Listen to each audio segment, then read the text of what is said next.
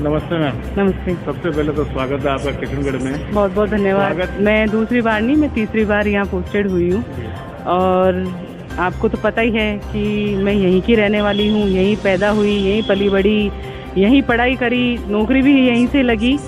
तो मैं किशनगढ़ की जो भी हमारी समस्याएं हैं उनसे वाकिफ़ हूँ अच्छे तरीके से।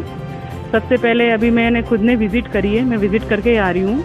मेन जो रोड्स हैं काफ़ी बुरी हालत में हैं और काफ़ी मिट्टी मतलब कि उड़ रही है। तो मैंने अभी इसलिए मेरे टेक्निकल स्टाफ को भी बुलाया है। काफ़ी वक्त भी चल रहे हैं, तो मैं आज विज़िट करूँगी क्या क्वालिटी से काम हो रहे हैं, कहाँ कहाँ काम हो रहे हैं। मेरे पिछले कार्यकाल में भी जैसा कि आपको विदित है या नहीं, यहाँ पत्रकार कॉलोनी का जैसे पूरा कब्जा था हटवाया, पत्रकार कॉलोनी मैंने पास करवाई, बिल्कुल मेरे भाइयों को प्लॉट भी हमने आवंटित किए। इंदिरा कॉलोनी था तो इंदिरा कॉलोनी पे वन विभाग और नगर परिषद में कुछ डिस्प्यूट था, तो क्योंकि मेरे यहाँ कर्मचारियों की ऐसी कमी थी कि वो ऐसी कोई प्लानिंग कर सके, तो पाली मैं मेरे पीए थे पहले रतन जी, हम दोनों गए वहाँ से पूरा हम इसकी ड्राफ्टिंग लेके आए। वन विभाग से जो भी हमारा मसला था वो सॉर्ट आउट कराया, उसकी रीप्लानिंग करवाई। और इसके अलावा आपको ध्यान हो तो मजला रोड पे जो अभी पार्क है बहुत बुरी कंडीशन थी, चारों ओर से कब्जे हो रहे थे। तत्कालीन सभापति पाटनी जी से मैंने निवेदन किया कि किशनगढ़ में ऐसे सार्वजनिक पार्क की कमी है और मुझे भी फील होती थी बीइंग ए किशनगढ़ वासी, मुझे अभी भी कमी फील होती है कि अपने यहाँ पार्क की बहुत कमी है। तो मैंने उनसे निवेदन किया, उन्होंने माना और बिल्कुल आज पार्क आपके सामने। मेरी कोशिश रहेगी बुनियादी जैसे सुविधाएं, पार्क हो गए, खेल के मैदान की भी अपने यहाँ काफ़ी गुंजाइश है और आवश्यकता भी है, उस पर मेरा रहेगा। इसके अलावा और भी कम्युनिटी फैसिलिटीज़ जैसे अदर नगर पालिकाओं में पाली, भीलवाड़ा टाउन हॉल्स है, तो मेरा पहले भी था, मेरा दिमाग में था कि अपने यहाँ टाउन हॉल होना चाहिए। मैं इस और काम करूँगी कि किशनगढ़ में एक टाउन हॉल हो। सड़कों में मैंने घूमा है, विज़िट किया है, सच में वास्तव में सड़कों की हालत थोड़ी दयनीय है, तो मैं इसको सुधारने की पूरी कोशिश करूँगी। और चूँकि मैं यहाँ की हूँ, मैं क्या बताऊँ, मेरे पास तो रात के 11 बजे भी आ जाते हैं और कहते हैं कि सीता हमारा पेंशन का फॉर्म भर, तो मैं भरती हूँ बिल्कुल। और कोशिश करूँगी कि जो उम्मीद आप लोगों ने मुझसे लगाई है उसको 100% 100% पूरा करूँ। और मेरे लायक जो भी काम है बिल्कुल आप ऑफिस या फिर ऑफिस के बाद में भी मैं घर पे अवेलेबल हूँ, आप आइए, मुझे बताइए, अपन कोशिश करेंगे अपन अच्छा स्वस्थ स्वच्छ किशनगढ़ बनाएं। धन्यवाद। एक मैम मेरा मुख्य 2-3 मेरे सवाल भी हैं जनता की ओर से। जैसे राजा रेड्डी की हम लोग बात करें, हाँ। मेरे न्यूज चैनल के माध्यम से भी वहाँ जो सामुदायिक भवन बना हुआ है वहाँ मतलब सैकड़ों नहीं हजारों परिवार रहते हैं उस परिक्षेत्र के अंदर, और उनके कोई भी इवेंट आयोजन होते हैं, चाहे वैवाहिक प्रसंग हो, मौत प्रसंग हो, तो उसी सामुदायिक भवन में, नगर परिषद सामुदायिक भवन है, वहीं पे कार्यक्रम होते हैं। लेकिन उसकी स्थिति ऐसी है, एक तो नाले के पास में है, दूसरी बड़ी व्यथा ये है गेट टूटे हुए हैं, शाम के समय शराबी बैठते हैं, लाइट के लट्टू सब टूटे हैं, यहाँ तक कि शराब की वो क्वार्टर वगैरह ये भी पड़े रहते हैं। और मैंने न्यूज़ भी लगाई है, अवगत भी कराया है संबंधित अधिकारी। बिल्कुल आपने आज बताया है, मेरे को इस और ध्यान नहीं था।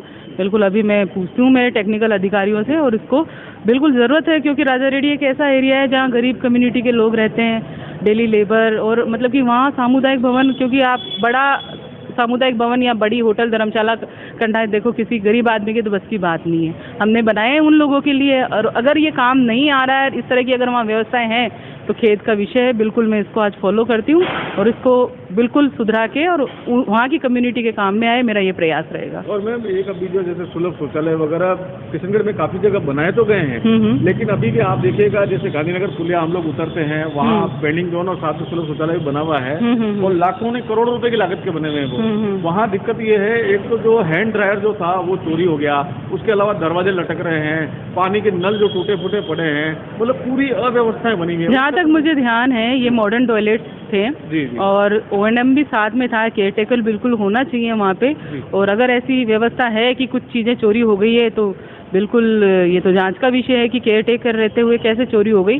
मैं बिल्कुल इसको भी फॉलो करती हूँ और जनता को इन मॉडर्न टॉयलेट का लाभ मिले, मेरी पूरी कोशिश रहेगी।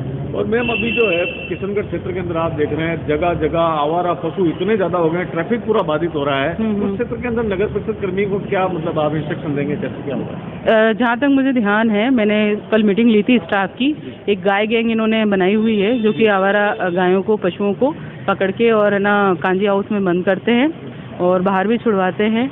तो मेरी ये कोशिश रहेगी परमानेंट इसका कोई विकल्प मिले, क्योंकि कांजी हाउस में भी एक लिमिट है कि भाई 7 दिन बाद आपको छोड़ना पड़ेगा। छोड़ने के बाद में कहाँ जाएगा पशु, आएगा तो यहीं पे।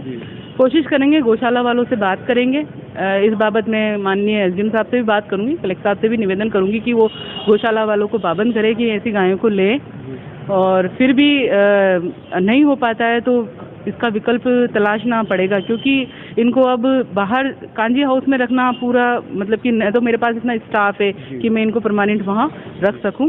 तो इसकी करेंगे प्लानिंग कि भाई इनको गायों को अपन एक गौशाला या तो बनाएं, उनमें रखें, इनकी पूरी देखभाल करें। बनाई भी थी गौशाला, यादव जी अपने गौशाला एक बनाई थी, क्या हुआ उसका? है अभी 150-200। ठीक है, और गौशाला वालों से हम बात करके उनको देने की कोशिश करेंगे। मैम अभी जैसा कि लगभग करीब 50-50 लाख के टेंडर हो रखे हैं सभी वार्डों के अंदर, लगभग 5 करोड़ रुपए के टेंडर्स हैं, और अभी भी जहां रोडें बन रही है, जनता की अभी भी शिकायत है कि यहाँ पर जो है गुणवत्तापूर्ण यहाँ कार्य नहीं हो रहा है। इसके अलावा नगर परिषद के अंदर जो सिक्योरिटी मनी ठेकेदार की जमा रहती है 10%, तो कहीं पे भी सूचना पत्र मैम नहीं लगते हैं। ये भी पता नहीं लगता है कि ये किस अवधि से किस अवधि गारंटी पीरियड की रोड है। तो इस संबंध में भी नहीं, बिल्कुल नियमों में है सूचना पत्र। तो सबसे पहले उसमें कार्य का नाम, उसकी अवधि, कितनी लागत का है, कार्यकारी एजेंसी क्या है, बिल्कुल ये सूचनाएं प्रदर्शित होनी चाहिए। और लाखों के करोड़ों रुपए के काम हो रहे हैं और अगर सूचना प्रदर्शित नहीं हुई है तो बिल्कुल गलत बात है। बिल्कुल सूचना पत्र लगाने के लिए हम ठेकेदार को पाबंद भी करेंगे, और अगर गुणवत्तापूर्वक काम नहीं हो रहा है तो बिल्कुल उसको पेमेंट नहीं किया जाएगा।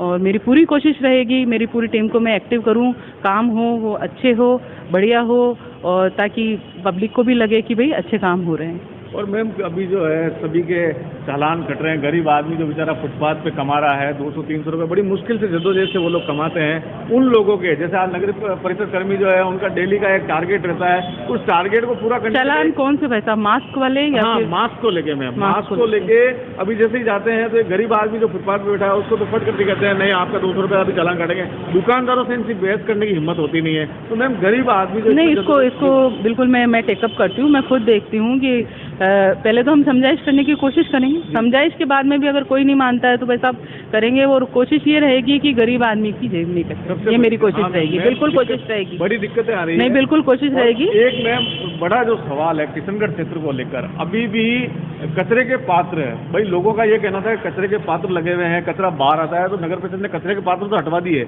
लेकिन अब दुविधा ये आ रही है मुख्य शहर के जितने भी मार्ग है वहाँ पर रोड पे बहुत भारी संख्या में कचरा पसरा हुआ पड़ा रहता है। बिल्कुल, मैंने आज पाबंद किया है। हमारा जो ट्रैक्टर जिसका ठेका है, मैंने उससे भी आज मॉर्निंग में मैंने विजिट की थी, तो मुझे आप जो ये बता रहे हैं भाई साहब, ये समस्या मुझे मिली थी, उसको मैंने पाबंद किया है और उसको मैंने स्ट्रिक्ट निर्देश भी दे दिए हैं कि भाई अगर ये मुझे कचरा रोडों पे मिला तो मैं आपकी फिर कटौती करूंगी।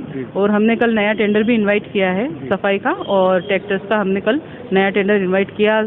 मोस्ट प्रोबेबली 6-7 दिन में वो लग जाएगा, और महीने भर में हम इसकी सारी प्रक्रिया भी पूर्ण कर लेंगे। और मैम एक जो अतिक्रमण को लेके जो भी कार्रवाई की जाती है वो सिर्फ और सिर्फ जो है ठेले वाले खड़े रहते हैं उनको लेके की जाती है, जबकि दुकानों के लगभग 3 से 4 फीट 5 फीट से सामान तक बाहर निकले हुए रहते हैं। तो कार्रवाई सिर्फ क्या गरीबों के लिए है? नहीं, कार्रवाई भाई साहब सबके लिए समान होनी चाहिए। अगर ऐसा होता है कि केवल ठेले वालों को परेशान किया जा रहा है तो गलत है। बिल्कुल कार्रवाई है तो दुकानों पे भी होगी। ठेले वाले भी अगर अव्यवस्थित रूप से खड़े हैं तो उनको व्यवस्थित करवाए, ताकि शहर अपना ही है, तो सबको आवागमन के साधन तो अपने मेन मार्केट से गुजरते हैं, तो आवागमन के साधन भी सुलभ रूप से गुजरे और मार्केट भी व्यवस्थित हो। बिल्कुल इसकी पूरी कोशिश रहेगी, गरीब आदमी परेशान नहीं हो, ये मेरी सबसे फर्स्ट प्रायोरिटी है, पहली प्राथमिकता है।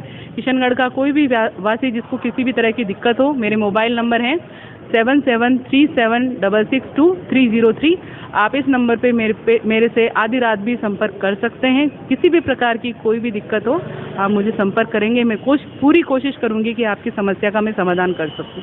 और किशनगढ़ का इतना सुना है आपसे जुड़ा हुआ, आज आपको कैसा लग रहा है दोबारा जो है सभी इन लोगों के बीच में? आप बहुत अच्छा लग रहा है। आप जिस शहर को आपने छोटे से बड़े देखा है, आपके मन में हमेशा रही है कि मैं मेरे शहर के लिए ये करूं वो करूं, तो अब मुझे वापस आप लोगों ने मौका दिया है। मेरी पूरी कोशिश रहेगी कि जो सपने आप लोगों ने देखे हैं या जो उम्मीद आप मुझसे करते हैं मैं उस पर पूरा खरा उतरूं। Thank you.